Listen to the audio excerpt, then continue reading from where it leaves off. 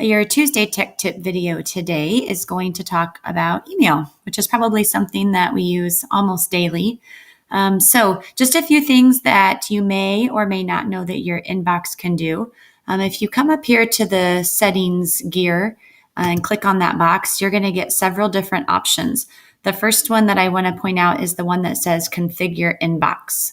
When you click on that, it's going to give you the option to set your inbox up to where it will automatically kind of filter the messages that come in. So if you have a lot of social or promotional type emails, updates, there's another one called forums, which I don't have selected right now, but you can turn those on or off.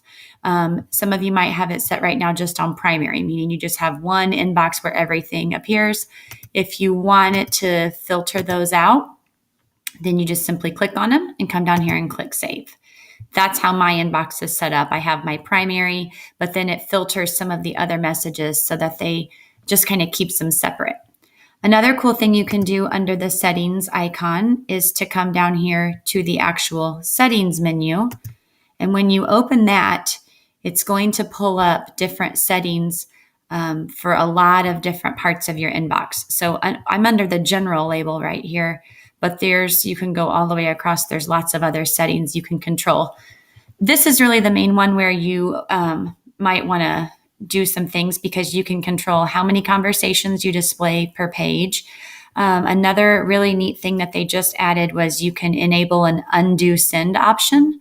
So basically, if you send a message and you think, oh, I forgot to add something, or I want to pull that back, it gives you a 30-second undo of your send. This is also where you can set up a default text style if you want your text to always look a certain way. This is also where you would go to change your picture in Google or to put a signature that will appear at the end of all of your email addresses or all of your email messages. So lots of things under this settings icon that you can control. The other one is to go to themes. You may or may not realize, but you can change the background of your inbox to all of these preloaded pictures. You can change the colors. I have mine set on the beach theme, but there's lots of different options here that you can do if you want to customize your inbox, and then you simply click on it and tell it to save. The last tip about setting up your email is adding labels and folders. So I'm going to come back over here to my inbox. You'll notice up here, if I click on a message, it's going to give me the option to move it to a folder. So like I have a folder set up for PLC information. I have another one where I keep Skyward information. You can add folders for anything. So I'm going to create a new folder right now, and I'm just going to label it Parent Communications. And I even have the option to nest this new label under an existing label. So like if I want to put it under a label I already have, but when I click create, it gives me this new folder and you can see it over here. So when I click on it right now, of course, that's empty. Well, it has the one I just moved into it, but I can go back to my inbox. And if I want to just keep a record of any parent communication I do throughout the year, it's as simple as clicking on it and then telling it to move it to that folder. Or I also can simply click on it. So like here's my son's teacher, and then I can just drag it over here and it's going to drop it into that folder.